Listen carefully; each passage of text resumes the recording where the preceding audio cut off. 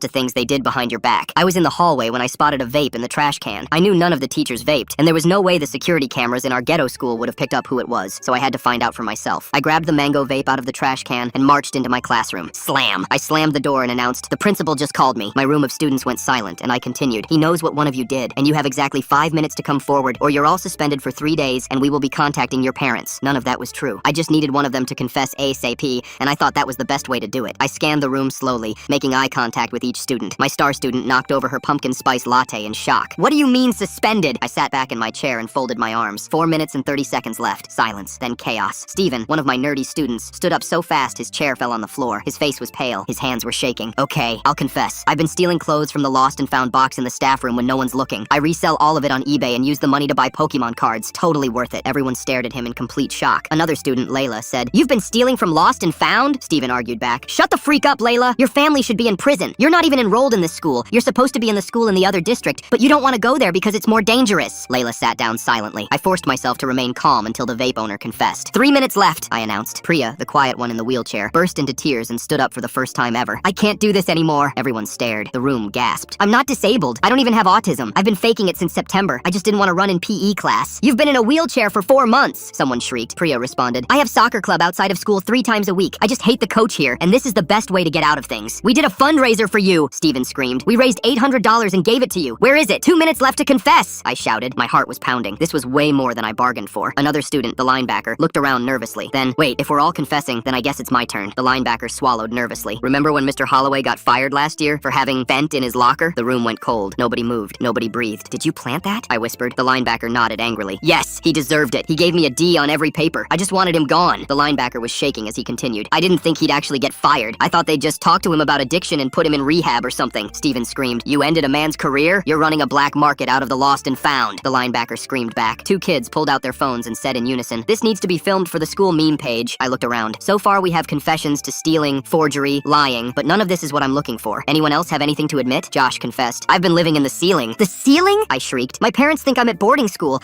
I just come here." "Time's up." I was dizzy. "Nobody confessed to what this is actually about." Mia sobbed. "What else could there possibly be?" I pulled out the vape. "Someone left this in the hallway trash can. Which one of you was it?" Dead silence. Priya lifted her hand. "Sir, I don't think that's a vape," she stammered. I furrowed my eyebrows at her, thinking she was trying to distract me from the truth, but that's when I took a closer look at the vape. My cooter dropped. It was an inhaler. I laughed. "Oops, my bad guys, but you're still suspended."